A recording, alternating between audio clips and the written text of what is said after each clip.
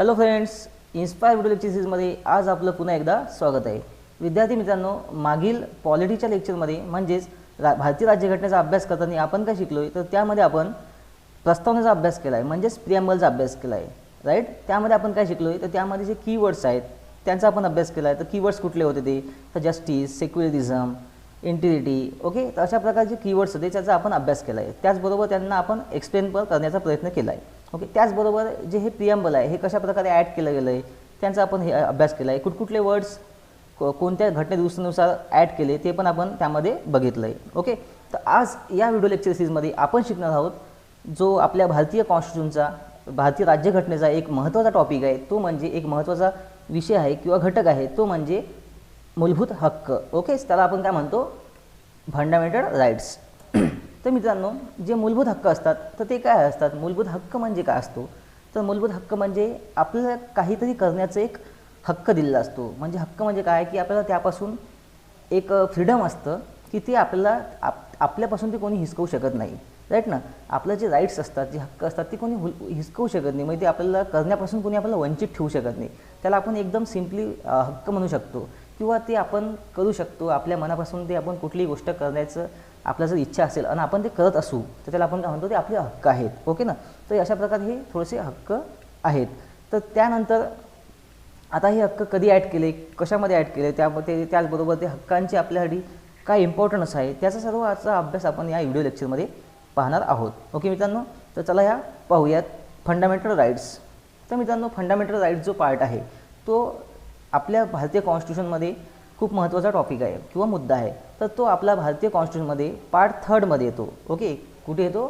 Part 3मध्ये, Indian कॉन्स्टिट्यूशनमध्ये, भारतीय राज्यघटनेमध्ये part 3मध्ये याचा समावेश होतो. तर त्यालाच आपण, जो पार्ट 3 आहे त्याला आपण काय म्हणतो, मॅग्ना कार्टासुद्धा म्हणतो. ओके, काय म्हणतो त्याला आपण? Magna carta. हे लक्षात ठेवा मित्रांनो, मॅग्ना कार्टा आपण त्याला म्हणतो. कशाला?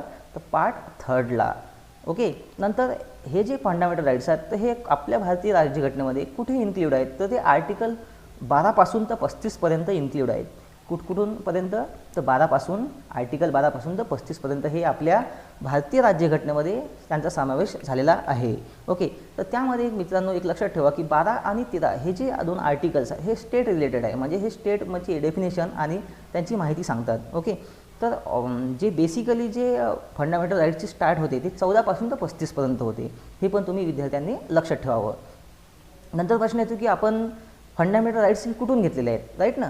जेव्हा आपण अभ्यास केला होता विविध सोर्सचा, म्हणजे फीचर्सचा बघितलं होते आपण, वैशिष्ट्याचा अभ्यास केला होता, त्यामध्ये आपण जे फंडामेंटल राईट्स आहे किंवा कॉन्स्टिट्यूशनमधले जे विविध घटक आहेत ते आपल्या कॉन्स्टिट्यूशनमध्ये कुठल्या कंट्रीपासून आपण घेतलेले आहेत त्याचा आपण अभ्यास केला होता. राईट. तर आता हे फंडामेंटल राईट्स आपण कुठून घेतले तेव्हा तुम्हाला मी सांगितलं होतं. तर कुठून घेतलेलं आहे आपले फंडामेंटल राईट्स, आपले मूलभूत हक्क? तर आपण ते घेतलेलं आहे USA कॉन्स्टिट्यूशनमधून. राईट ना. फ्रॉम USA कॉन्स्टिट्यूशनमधून काय घेतलं आपण, फंडामेंटल राईट्स हे रिट्राईव्ह केलेले आहेत. त्यालाच तिथे काय म्हणतात, त्याला बिल ऑफ राईट्स म्हणतात. तिथे काय म्हणतात त्याला, बिल ऑफ राईट्स. कुठे? USAमध्ये. ओके ना. नंतर जो नेक्स्ट पार्ट आहे की तो आहे की आपले जे फंडामेंटल राईट्स आहेत म्हणजेच आपले जे कॉन्स्टिट्यूशन आहे ते काय आहे, व्हेरी लेंदी आहे. Lengthiest constitution in the world. Okay, आपलं जे भारतीय राज्यघटना आहे काय, लेंदियस्ट कॉन्स्टिट्यूशन आहे. आणि त्याचबरोबर हे जस्टिसिएबल इन नेचर आहे. ओके, म्हणजे आपले जे फंडामेंटल राईट्स आहेत हे काय आहे, जस्टिसिएबल आहेत.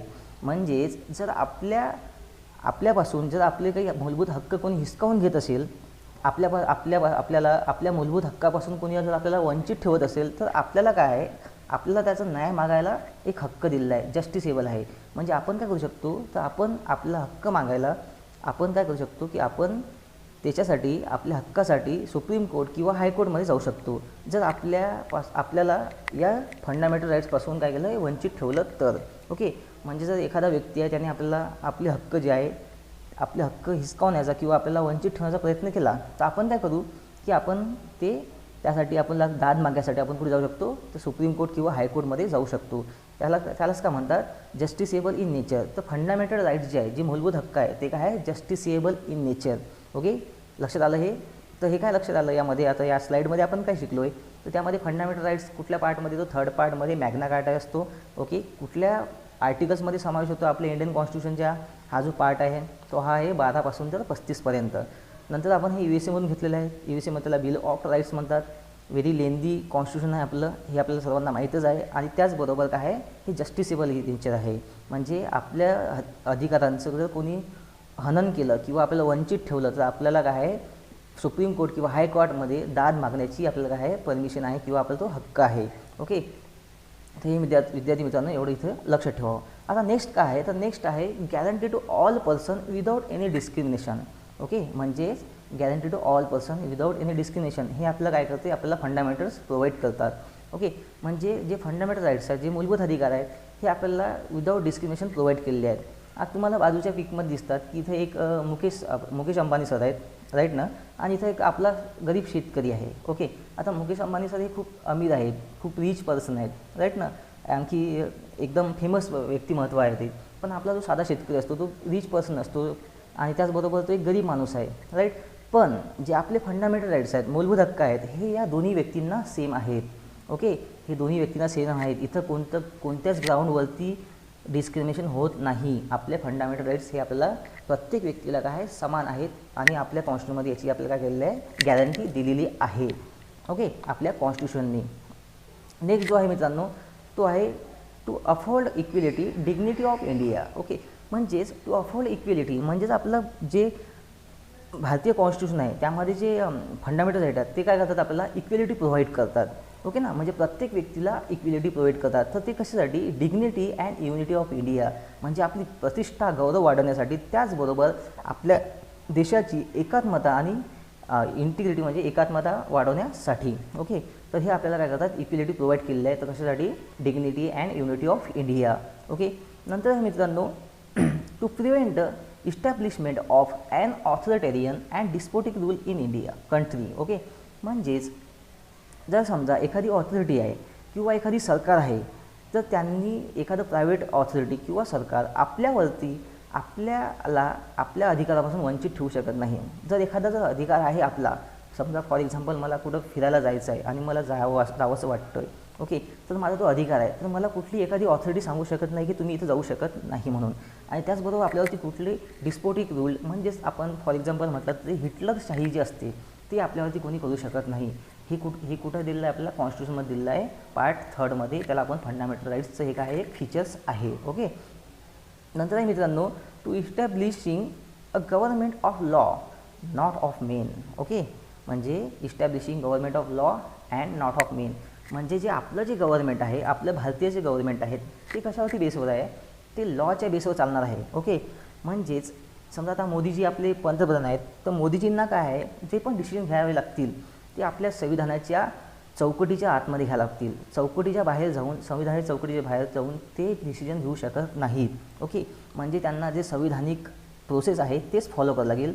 संविधानाचं उल्लंघन त्यांना करता येत नाही डिसिजन घेताना. ओके, म्हणजेच ते आपल्या मनमानीचे डिसिजन घेऊ शकत नाहीत. हे काय करतं आपल्याला आपले FRमध्ये हे काय दिलेलं आहे, आपल्या कॉन्स्टिट्यूशनमध्ये हे फीचर्स आहेत. ओके ना, म्हणजे नॉट ऑफ मेन म्हणजे स्वतःचं ते डिसिजन स्वतः घेऊ शकत नाहीत. जसं आपले चायनीजमध्ये जे डिसिजन घेतले जातात, झी जिनपिंग वगैरे जसे घेतात, नंतर नॉर्थ कोरियाचे जे प्रेसिडेंट आहेत ते घेतात. ओके, तशा प्रकारचे घेऊ शकत नाहीत. ओके, कारण आपला देश काय हा आपला देश सेक्युलर डेमोक्रेटिक आहे. ओके, लोकशाहीवादी आहे. ओके, तर हे पण एक त्याचा एक फीचर्स आहे आपल्या फंडामेंटल राईट्स, त्याचबरोबर आपल्या इंडियन कॉन्स्टिट्यूशनचं. नेक्स्ट आहे मित्रांनो तर fundamental rights are name so because they are guaranteed. Okay, जर फंडामेंटल राईट्स नेम का दिला आहे कारण ते गॅरंटीड आहे आणि ते प्रोटेक्टेड आहे बाय द कॉन्स्टिट्यूशन्स. आपल्या कॉन्स्टिट्यूशनने काय केलं, त्याला गॅरंटी केलेली आहे आणि प्रोटेक्शन केलेलं आहे. त्याचमुळे आपल्या कॉन्स्टिट्यूशनला आपण काय म्हणतो, the law of land. Okay, आपल्या संविधानाला काय म्हणतो आपण, the law of land. Okay, म्हणजे आपलं जे संविधान आहे ते काय आहे, लॉचं कायद्यांचं काय आहे, लँड आहे म्हणजे जमीन आहे कायद्यांची. ओके, त्यानुसार आपलं पूर्ण काय आहे भारत देश चालतो. ओके, तर मित्रांनो तुम्हाला लक्षात आलं असेल इथं हे जे सर्व जे बेसिक फीचर आहेत हे आपल्या फंडामेंटल राईट्स त्याचबरोबर आपल्या भारतीय घटनेचे बेसिक फीचर्स आपण इथं पाहिले. आता मित्रांनो आपण काय पाहणार आहोत की आता आपण फंडामेंटल जे राईट्स आहेत स्टार्टला ते किती होते, ते कुठले होते त्याचा आपण अभ्यास आता करणार आहोत. तर मित्रांनो ॲट द स्टार्ट एकूण 7 फंडामेंटल राईट्स होते, म्हणजेच मूलभूत हक्क होते. ऑब्वियसली तुम्हाला मॅक्झिमम तुम्हाला ऐकलं असेल आपल्या फंडामेंटल राईट्स किती तर 6 फंडामेंटल राईट्स आहेत, पण स्टार्टिंगला ते ऑलरेडी 7 होते. मग तर एक जे फंडामेंटल राईट्स आहेत त्यामध्ये जे राईट टू प्रॉपर्टी हे प्रॉपर्टी हे काय केलं यांनी स्किप केलेलं आहे आणि दुसऱ्या भागामध्ये त्याला ॲड केलेलं आहे. ते आपण इथं आता शिकणार आहोत. तर त्यामध्ये जे मित्रांनो जो पहिला राईट्स आहे तर तो कुठला आहे, right to equality. Okay, right to equality मी तुम्हाला सांगितलं आहे की आपलं फंडामेंटल राईट्स काय करते आपल्याला, म्हणजे आपलं कॉन्स्टिट्यूशन फंडामेंटल राईट्सच्या नुसार काय करते, आपल्याला इक्वॅलिटी प्रोव्हाइड करते. ओके, तर ते इक्वॅलिटी कशाबद्दल असते की ते कुठलंही डिस्क्रिमिनेशन करत नाही. ओके, कुठल्याही बेसिसवरती रिच पुअर रिलिजन्स कुठल्याही बेसिसवरती डिस्क्रिमिनेशन करू शकत नाही. प्रत्येकाला फंडामेंटल राईट्स म्हणजेच मूलभूत हक्क हे समान दिलेले आहेत. ओके, तर हे जे मूलभूत हक्क आहेत यांचं जे समावेश आहे आपल्या इंडियन कॉन्स्टिट्यूशनमध्ये ते होतं आर्टिकल 14 पासून तर 18पर्यंत. ओके, आता मित्रांनो हे जे आर्टिकल्स आहेत या आर्टिकलचा अभ्यास जो आहे हा आता ह्या या मूलभूत हक्कांचा जो अभ्यास आहे ह्या 7 मूलभूत हक्क आहेत किंवा 6 आहेत यांचा आपण डेप्थमध्ये अभ्यास नंतर येणाऱ्या लेक्चर्समध्ये करण्याचा प्रयत्न करूच. ओके, तर मित्रांनो आता सध्या आपण हे जे फंडामेंटल राईट्स जे बेसिक समरी आहे ते बघतोय फक्त. ओके, तर त्यामध्ये आपण आता हे बाकीचे जे सब आर्टिकल्स आहेत त्यामध्ये अभ्यास आपण त्यांचं एक्सप्लेनेशन आपण इथं करू शकत नाही कारण की आपल्याकडे वेळ थोडासा खूप कमी आहे. ओके, नंतर मित्रांनो जो नेक्स्ट आर्टिकल आहे जो नेक्स्ट राईट आहे तो आहे right to freedom. Okay, right to freedom म्हणजे आता तुम्हाला फोटोमध्ये दिसतेच की ते कोण आहेत तर. ओके, तर त्यामध्ये त्यांना काय आपल्याला त्याच्याहून काय जाणवते की फ्रीडम आपण कुठेही पण बोलू शकतो, कुठे पण आपले एक्सप्रेशन देऊ शकतो. म्हणजे आपल्याला काही पण बोलण्याचं एक सभेमध्ये वगैरे एक अधिकार आहे पण ते एका चौकटीमध्ये. ओके, काही पण आपण कोणाला पण असे बोलू शकत नाही, हे पण एक आहे. तर म्हणजे आपल्याला काय फ्रीडम दिलेलं आहे बोलण्याचं आपल्या भारतीय संविधानाने. ओके, तर त्याचा जो समावेश आहे त्या राईट टू फ्रीडमच्या आर्टिकलचा कुठे होतो तर तो होतो आर्टिकल 19 पासून तर 22पर्यंत. म्हणजे 19, 20, 21, 22 अशा 4 आणि 21A पण अशा 5 आर्टिकलचा याच्यामध्ये समावेश होतो. ओके, आता हे झालं राईट टू फ्रीडम. नेक्स्ट आहे मित्रांनो, तर नेक्स्ट आहे right against exploitations. Right against exploitation means काय असते की आपलं कोणीही एक्सप्लॉयटेशन करू शकत नाहीत. ओके, एक्सप्लॉयटेशन म्हणजे काय असते मित्रांनो की आपलं कंपनीमध्ये एक्सप्लॉयटेशन्स किंवा जे लहान मुलं असतात किंवा त्याचबरोबर महिला असतात यांना त्रास देणं. ओके, तर अशा प्रकारचं एक्सप्लॉयटेशन आपल्याला आपल्या अगेन्स्ट आपल्याबरोबर कोणी करू शकत नाही. कोणतीच ऑथॉरिटी किंवा कुठलं सरकार कुठलाच व्यक्ती आपल्याला एक्सप्लॉइट करू शकत नाही. हा सुद्धा आपला काय आहे फंडामेंटल एक महत्त्वाचा राईट्स आहे आणि त्याचा आपल्या कॉन्स्टिट्यूशनमध्ये संविधानामध्ये कोणत्या आर्टिकलमध्ये समावेश होतो तर 23 आणि 24मध्ये त्याचा समावेश होतो. ओके, तर नेक्स्ट आहे right to freedom of religions. Okay, right to freedom of religions means आपल्याला काय आहे आपल्या भारतामध्ये विविध प्रकारचे विविध धर्माचे लोक राहतात. ओके, प्रत्येकाला त्यांच्या धर्माचं पालन करण्याचा हक्क आपल्या कॉन्स्टिट्यूशन दिलेला आहे. ओके, तर त्याचा समावेश कशामध्ये होतो तर right to freedom of religious. तर कुठल्याच आर्टिकलमध्ये तो समावेश त्याचा होतो 25 ते 28मध्ये त्याचा समावेश होतो. ओके ना, आता तुम्हाला फोटोमध्ये दिसत असेल मी फोटो हे मुद्दाम टाकलेले आहे की तुम्हाला लक्ष द्यावं, तुम्हाला समजून जावं. ओके, तर यामध्ये तुम्हाला माहिती आहे की हे जे योगी जी आहेत ते हिंदू धर्माचे आहेत. त्याचबरोबर जे OBC साहेब आहेत ते कुठले आहेत ते मुस्लिम धर्माचे आहेत. राईट ना, तर त्यांना काय आहे योगीजींनासुद्धा आपल्या देशामध्ये आपले जे रिलिजियस आहेत आपले जे धर्म आहे त्याचं पालन करण्याचा अधिकार आहे. तेवढाच OBCनासुद्धा काय आहे आपल्या धर्माचं पालन करण्याचा अधिकार आहे. ओके ना, म्हणजेच आपल्या देशामध्ये काय प्रोव्हाइड करतं की कुठल्याही धर्माला त्यांच्या धर्माचं कुठल्याही व्यक्तीला त्यांच्या धर्माचं पालन करण्याचं फ्रीडम आहे. ते कशामध्ये दिलेलं आहे तर ते कॉन्स्टिट्यूशनच्या आपल्या आर्टिकल 25 ते 28मध्ये फंडामेंटल राईट्सनुसार येते. ओके, आता नेक्स्ट जे आहे मित्रांनो ते येते आपला तो नेक्स्ट जो हे आहे राईट्स आहे तो आहे culture and educational rights. Okay, आता आपल्या देशामध्ये काय आहे की विविध प्रकारचे फंडामेंटल रिलिजन्स राहतात. राईट, आता विविध प्रकारचे रिलिजन्स असल्यामुळे त्यांचे काय आहे विविध कल्चर आहेत. ओके ना, विविध कल्चर्स म्हणजे समजा आता महाराष्ट्रामध्ये पकडलं तर आपण काय करतो गणपती वगैरे बसवतो, नंतर दुर्गादेवी वगैरे बसवतो. ओके, आता असे उत्सव असतात. नंतर मुस्लिम जे धर्माचे लोक असतात ते काय करतात की ते ईद वगैरे हे करतात सेलिब्रेट करतात किंवा त्यांचा तो उत्सव असतो. नंतर जे ख्रिश्चन असतात ते ख्रिसमस सेलिब्रेट करतात. तर अशा प्रकारचे हे जे कल्चरल जे फ्रीडम आहे हे सुद्धा आपल्या कॉन्स्टिट्यूशनने त्यांना आपल्या भारतीय नागरिकांना दिलेले आहेत. ओके, तर त्याचा पार्ट कशामध्ये होतो त्याचा समावेश कशामध्ये होतो तर आर्टिकल 29 आणि 30मध्ये त्याचा समावेश होतो.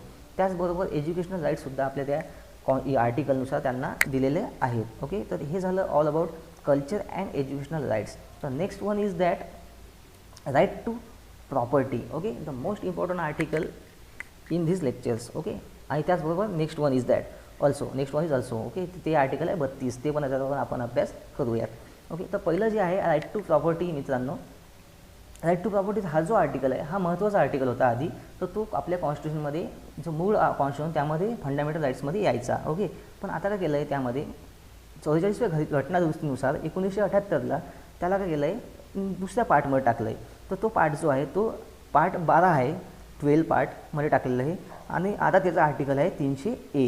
ओके, आधी तो कुठे होता, स्टार्टिंगला एकदम मूळ कॉन्स्टिट्यूशनमध्ये, तर तो होता पार्ट 3मध्ये आर्टिकल 31मध्ये.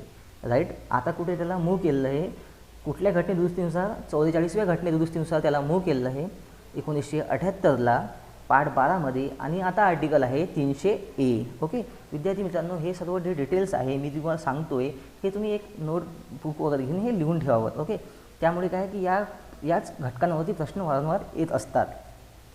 नेक्स्ट आहे मित्रांनो, नेक्स्ट आहे the right to constitutional remedies. Okay, आता राईट टू कॉन्स्टिट्यूशनल रेमेडीज मी तुम्हाला सांगितलं की हा जो पार्ट आहे हा खूप महत्त्वाचा पार्ट आहे. हा जो आर्टिकल आहे, जो आर्टिकल 32मध्ये याचा आपल्या भारतीय संविधानामध्ये समावेश होतो, त्याचा खूप महत्त्वाचा पार्ट आहे. आणि त्याचमुळे बाबासाहेब आंबेडकरांनी जे आर्टिकल 32 आहे त्याला काय म्हटलेलं आहे, भारतीय राज्यघटनेचा आत्मा.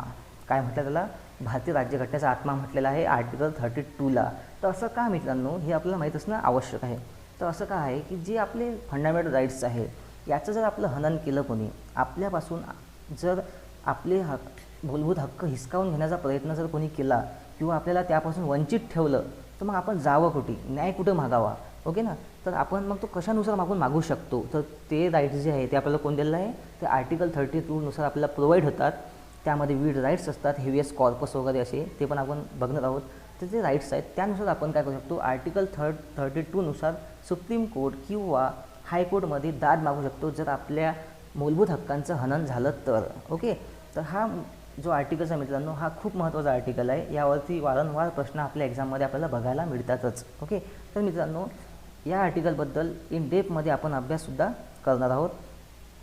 तर तुम्हीसुद्धा या आर्टिकलचा अभ्यास करताना नोट्स वगैरे काढून ठेवावं. आणि जे येणारे नेक्स्ट लेक्चर आहे त्यामध्ये सुद्धा आपण याचा अभ्यास करूयात नक्कीच. ओके, आता हे जे सर्व होते मित्रांनो, जे 7 आपण फंडामेंटल राईट्स बघितली, जे की आता मूळ जे आपल्या कॉन्स्टिट्यूशनमध्ये आता सध्या 6च आहेत. ओके, जसे 6वं आहे राईट टू प्रॉपर्टी, सध्या नाही आहे, ती कुठे आहे, तर ते पार्ट 12मध्ये आहे.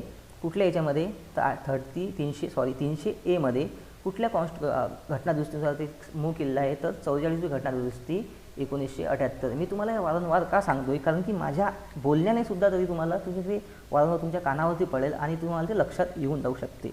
ओके, तर माझा हाच एक हेतू आहे की तुम्हाला काय झालं, पाठ करण्याची गरज नसावी, तुम्हाला माझ्या बोलण्यातून तुम्हाला कळून जावं की कुठल्या घटनेनुसार ते मूव्ह केलेलं आहे, कुठे मूव्ह केलेलं आहे. ओके, कुठल्या पार्टमध्ये मूव्ह केलेलं आहे. ओके, तर हे जे पाहिलं मित्रांनो, ही this is all about fundamental rights. जे बेसिक फंडामेंटल राईट्स होते आपले 6, ते इथं आपण आता अभ्यास केलेला आहे. ओके, आता मित्रांनो जे नेक्स्टमध्ये आपण पाहणार आहोत की हे जे फंडामेंटल राईट्स आहेत, हे फंडामेंटल राईट्स आपल्या सिटिझन्सना आपण दिलेले आहेत. आपल्या भारतीय घटनेने, राज्यघटनेने आपल्या सिटिझन्सला प्रोव्हाइड केलेले आहेत.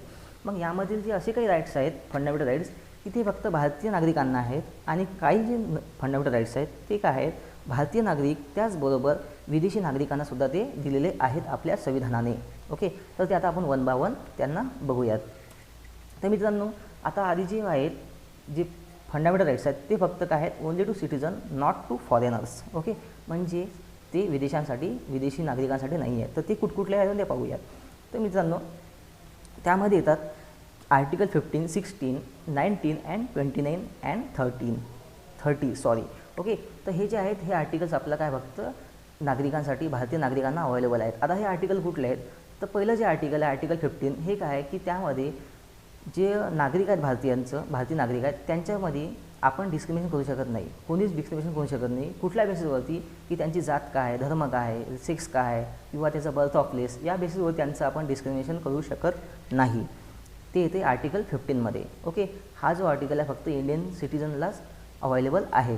नंतर जो आहे आर्टिकल 16, तो आहे opportunity in matter of public employment. जे गव्हर्नमेंट जॉब्स असतात त्यामध्ये सुद्धा फक्त भारतीय नागरिकांनाच तो अधिकार आहे, तो हक्क आहे की ते फक्त काय करू शकतात, की भारतीय नागरिकच सुद्धा फक्त सरकारी जॉब्स त्यांना मिळू शकतो, विदेशी नागरिकांना मिळू शकत नाही. ओके, तर त्याचा समावेश कुठं होतो आपल्या संविधानामध्ये आर्टिकल 16.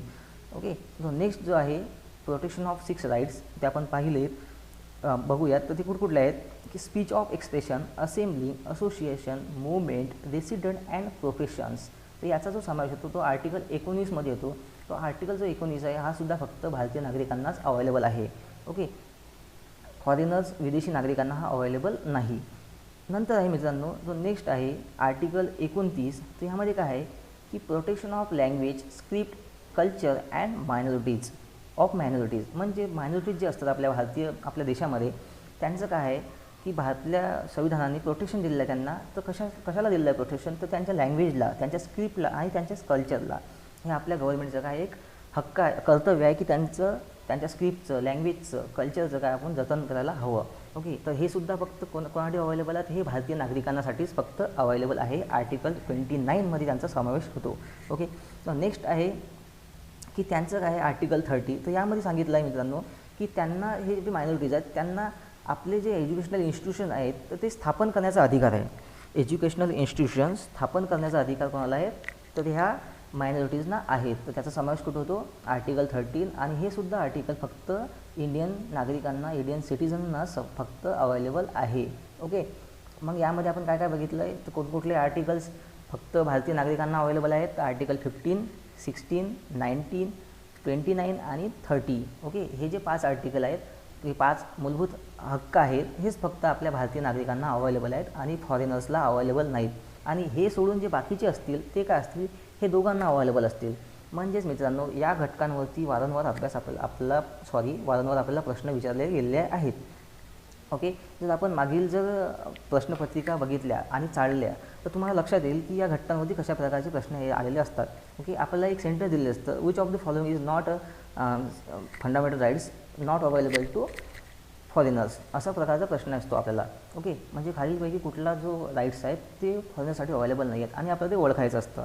ओके, 4 ऑप्शन असतात, 4मधून ओळखायचं असतं किंवा आपल्याला सब ऑप्शन पण दिलेले असू शकतील. तर अशा प्रकारचे प्रश्न आपल्याला यामध्ये वारंवार विचारले जातात.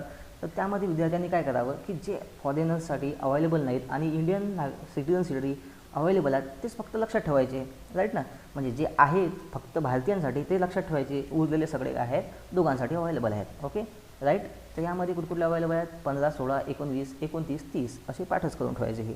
ओके, आता नेक्स्ट जे आहेत ते काय आहेत? तर दोन्ही नागरिकांसाठी हे अवेलेबल आहेत. म्हणजेच भारतीय नागरिक आणि विदेशी नागरिकांसाठी हे सुद्धा अवेलेबल असतील. तर असे कुठकुठले आहेत तर ते आपण एक शॉर्टमध्ये पाहूयात. तर आर्टिकल 14 आहे इक्वेलिटी बिफोर लॉ. म्हणजेच प्रत्येकांना काय आहे, आपला जो लॉ आहे तो सेम आहे. ओके, आणि लॉच्या समोर कोणीच नाही आहे. प्रत्येकांना लॉच्या समोर कोणीच नाही आहे. प्रत्येक व्यक्तीला आपल्या लॉ पुढे आपल्या लॉ त्याला सेम लागू होईल. ओके, आणि प्रोटेक्शन ऑफ लॉ, प्रत्येकाला लॉचं प्रोटेक्शन पण मिळणार आहे. हे आपल्या आर्टिकल 14मध्ये समावेश होतो. आणि हा जो हक्क आहे हा दोन्ही नागरिकांना अवेलेबल आहे. आणि नेक्स्ट जो आहे आर्टिकल 20 तर तो आहे protection in respect of conviction offence. Okay, तर ह्याचासुद्धा हा का होतो आपल्या सिटीजनला दोन्ही सिटीजनला अवेलेबल आहे. ओके, ऑफेन्ससाठी हा अवेलेबल आहे. म्हणजे कुठलंही प्रोटेक्शन आहे respect to conviction of offence. Okay, तर नेक्स्ट आहे protection of life and person liberty. Article 21 हा पण आहे. प्रत्येकाचं प्रोटेक्शन करणं किंवा त्याच्या स्वातंत्र्याचं जतन करणं हे आपल्या गव्हर्नमेंटचं काय एक कर्तव्य आहे. आणि आपल्या कॉन्स्टिट्यूशन त्यांना काय दिलेला आहे? हा हक्क दिलेला आहे दोन्ही नागरिकांना. कुठले दोन नागरिक? भारतीयसुद्धा आणि विदेशीसुद्धा. ओके, जो नेक्स्ट आहे मित्रांनो तो आहे right to elementary educations. Okay, आता हा जो आर्टिकल हा खूप महत्त्वाचा आर्टिकल आहे मित्रांनो. 21A. ओके, याचा हा समावेश होतो. म्हणजे प्रत्येक नागरिकाला, कुठला पण नागरिक असो, विदेशी असो किंवा भारतीय असो, त्यांना काय आहे आपल्या देशामध्ये एज्युकेशन म्हणजे शिक्षणाचा अधिकार आहे. ओके, त्याच्यापासून तो अधिकार कोणी हिसकावून घेऊ शकत नाही. तर हा सुद्धा एक फंडामेंटल राईट्स आहे की तो दोन्ही नागरिकांना अवेलेबल आहे. नंतर आहे next one is that article 22 the protection against the arrest and detention in the certain cases. म्हणजेच आपण कोणत्याही नागरिकाला विदाऊट रिझन अरेस्ट नाही करू शकत. ओके, किंवा डिटेन्शन नाही टाकू शकत. त्यामुळे त्याला एक स्पेसिफिक एक कारण द्यावं लागेल आणि तेव्हाच आपण त्याला अरेस्ट करू शकतो. आणि जर अरेस्ट केलंच असेल तर 24 तासाच्या आत आपल्याला त्याला काय करावं लागतं? हायकोर्टसमोर किंवा सुप्रीम कोर्टसमोर आपल्याला त्याला प्रस्तुत करावं लागतं. ओके, तर हे सर्व झाले आपले फंडामेंटल जे राईट्स आहेत ते कोणासाठी अवेलेबल आहेत? दोन्ही नागरिकांसाठी, विदेशीसुद्धा आणि भारतीयसुद्धा. आणि जे होते हे फक्त भारतीय सिटीजनसाठी आहे. तर ते कुठले आहेत? 15, 16, 19, 29, 30. ओके, हे मित्रांनो तुम्ही असं लक्षातच ठेवावं. नेक्स्ट जे मित्रांनो ते सुद्धा राईट्स आहेत ते दोन्ही नागरिकांना अवेलेबल आहेत. त्यामध्ये आर्टिकल 21. ओके, त्यामध्ये येतो की आपण कुठल्याही नागरिकांचं त्याला ह्युमन ट्रॅफिकिंग नाही करू शकत, म्हणजे त्याला आपण कैद नाही करू शकत, गुलाम नाही बनवू शकत, ओके, किंवा त्याला आपण फोर्सफुली एखादं काम नाही करू शकत, करायला भाग नाही पाडू शकत, ओके. तर ते येतो आर्टिकल 23मध्ये. हे आर्टिकलसुद्धा दोन्ही सिटीजनसाठी अवेलेबल आहेत. नंतर येतो आर्टिकल 24. त्यामध्ये काय आहे की आपण जे फॅक्टरीमध्येच असतात, लहान मुलं असतात, त्यांना आपण काम देऊ शकत नाही, ओके. त्यांना म्हणजे काम नाही देऊ शकत, म्हणजे त्यांना जे जड कामं असतात फॅक्टरीजमध्ये, त्यांनी जर एखाद्या कंपनीत जर लहान मुलांना ठेवलं आणि कमी वेजेस दिले, ओके, ठेवलंच, तर त्यांना काय होते, त्यांना त्याची सजा होऊ शकते, त्यांना त्याचा गुन्हा होऊ शकतो, ओके. तर हा काय एक गुन्हा आहे की तुम्ही लहान मुलांना आपल्या फॅक्टरीजमध्ये ठेवू शकत नाही, ओके. तर आर्टिकल 24मध्ये येतं आणि हे दोन्ही नागरिकांसाठी हा अवेलेबल आहे. नंतर आहे प्रत्येक नागरिकाला आपलं काय प्रोफेशन जतन करण्याचं एक हक्क आहे, ओके. तर दोन्ही नागरिक त्यामध्ये आले. तर प्रत्येक नागरिकाला, विदेशी असो की भारतीय असो, त्याला आपलं काय आहे, त्याचं प्रोफेशन तो जतन करू शकतो आर्टिकल 25नुसार, ओके. नंतर आहे मॅनेज टू रिलिजियस अफेअर. प्रत्येकाला आपले जे रिलिजियस अफेअर्स आहेत, म्हणजे वेगळे उत्सव आहेत, ते सण साजरे करण्याचा अधिकार आपल्या दोन्ही नागरिकांना दिलेला आहे आपल्या भारतीय संविधानाने, ओके. हे पण तुम्ही लक्षात ठेवा. त्याचा समावेश कुठं होतो, आर्टिकल 26मध्ये. नेक्स्ट आहे article 27, freedom of payment from taxes for promotion of any religions, okay. म्हणजेच एखाद्या जर तुम्हाला रिलिजनचं प्रमोशन करायचं असेल, तर तुम्हाला म्हणजे प्रमोशन मीन्स तुम्हाला त्याचं फक्त एक स्प्रेड करायचं असेल, आपल्या रिलिजन्सबद्दल सांगायचं असेल काही, त्याला आपण कीर्तन, भागवत वगैरे असं काही म्हणू शकतो, ओके.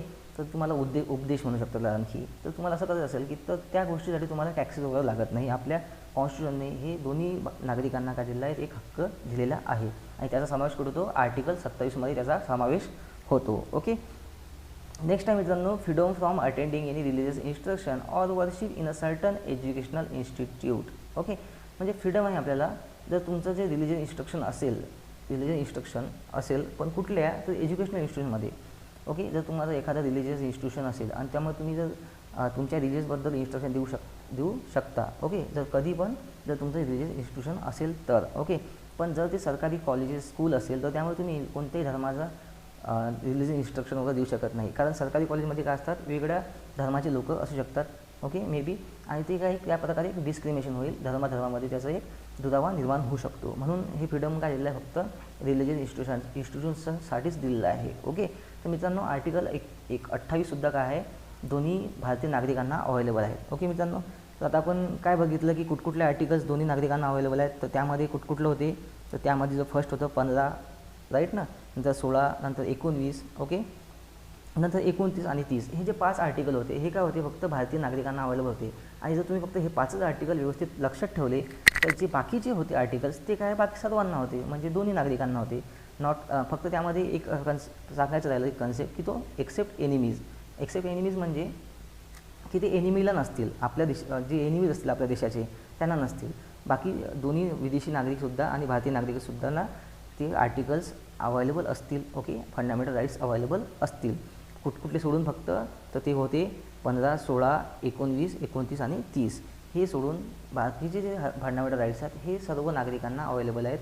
त्यामध्ये विदेशी पण आले आणि भारतीय पण आले. पण त्यामध्ये फक्त जे एनिमीज अलाईज आहेत त्याला सोडून, ओके. आता एनिमीज अलाईज कोणाला म्हणायचं, आता आपण एनिमी जर आपलं जे कंट्री म्हटलं, आपला एनिमी कोण आहे, तर आपल्यासमोर एकच नाव आहे, तर पाकिस्तान. तर असं का आहे, कारण की तो देश काय करतो की आपल्या देशामध्ये आतंकवादी हमले करत आहे, उग्रवादी हमले करत आहे, त्याचबरोबर आपल्या देशातील जम्मू काश्मीरतील लोकांना भडकवतो, ओके ना. भडकवतो म्हणजे त्यांना फंड प्रोव्हाइड करतो, त्यांना वेपन्स प्रोव्हाइड करतो. आणि त्यामुळे काय होतं की आपल्या जीवितहानी होते आपल्या देशातील नागरिकांची, त्याचबरोबर आपल्या संपत्तीची हानी होती, राईट ना. तर ते हे सर्व गोष्टी आपल्याला काय एक हानिकारक आहे, आपल्या देशासाठी हानिकारक आहे. म्हणून त्यांना आपण काय करतो, तर अशा कंट्रीजना आपण डिनोट करत असतो एनिमीज कंट्रीज म्हणून, ओके. तर अशामुळे हे जे नागरिक आहेत, तर हे जे अधिकार आहेत समजा, जे विदेशी आणि भारतीय नागरिकांचे, जे विदेशी नागरिकांना अवेलेबल आहेत, तर ते पाकिस्तानला अवेलेबल नसतील आपल्या देशामध्ये, ओके. हे पण विद्यार्थी मित्रांनो तुम्ही लक्षात ठेवा. आता याच्यामध्ये आपण एक शॉर्टमध्ये आपण एक समरी घेऊया. तर आपण काय काय शिकलो यामध्ये, तर आपण यामध्ये आधी शिकलो की फंडामेंटल राईट्स म्हणजे काय असतात, राईट. त्यामध्ये नंतर कुठल्या पार्टमध्ये येतो, तर थर्ड पार्टमध्ये, त्याला आपण मॅग्ना कार्टा म्हणतो. कुठले आर्टिकल आहे, 32 ते 35पर्यंत त्याचा इन्क्लूड आहे. कुठून घेतलं आहे, तर आपण USA मधून घेतलं आहे. नंतर जस्टिसेबल आहे, खूप लेंदी कॉन्स्टिट्यूशन आहे. आपले राईट्स पण जे फंडामेंटल राईट्स आहेत खूप लेंदी आहेत, खूप इलॅबरेट केलेले आहेत आपल्या फंडामेंटल राईट्स, ओके. नंतर जो नेक्स्ट पार्ट येतो मित्रांनो, कुठला येतो, तर आपले जे 7 आधीचे होते फंडामेंटल राईट्स, ते आपण बघितले, जे मुख्य राईट्स होती. त्याचा आपण अभ्यास केला आहे. तर ते कुठले होते ते आपण आणखी एक वेळा बघू. तर right to equality, right to freedom, right to against exploitation, नंतर राईट टू रिलिजन, नंतर कल्चरल एज्युकेशनल राईट्स, नंतर right to property. Okay, right to प्रॉपर्टीचं काय केलं आहे की आपण हा मूव्ह केलेला आहे. थर्ड पार्टमधून L1 पार्ट 12 पार्टमध्ये टाकला आहे. कुठल्या आर्टिकलमध्ये होता आधी? तर 31 आर्टिकलमध्ये होता, आता टाकलेला आहे आपण 300A मध्ये. तर कुठल्या घटनेदुरुस्तीनुसार? तर 44व्या घटनेदुरुस्तीनुसार 1978ला. हे लक्षात ठेवा मित्रांनो. नंतर जो आहे जो नेक्स्ट आर्टिकल आहे तो कुठला होता? जो फ्रीडम आहे जो हक्क होता आपला फंडामेंटल राईट्स, तर तो कुठला होता? राईट टू कॉन्स्टिट्यूशनल रेमेडीज, म्हणजेच आपण त्याला काय म्हणतो भारतीय राज्यघटनेचा आत्मा. तर हे कोण म्हटलं आहे? तर बाबासाहेब आंबेडकरांनी याला भारतीय राज्यघटनेचा आत्मा म्हटलं आहे. तर असं का म्हटलं आहे मी हे तुम्हाला सांगितलं आहे. हा पण हक्क खूप महत्त्वाचा आहे, याच्यावरती वारंवार क्वेश्चन येतच असतात.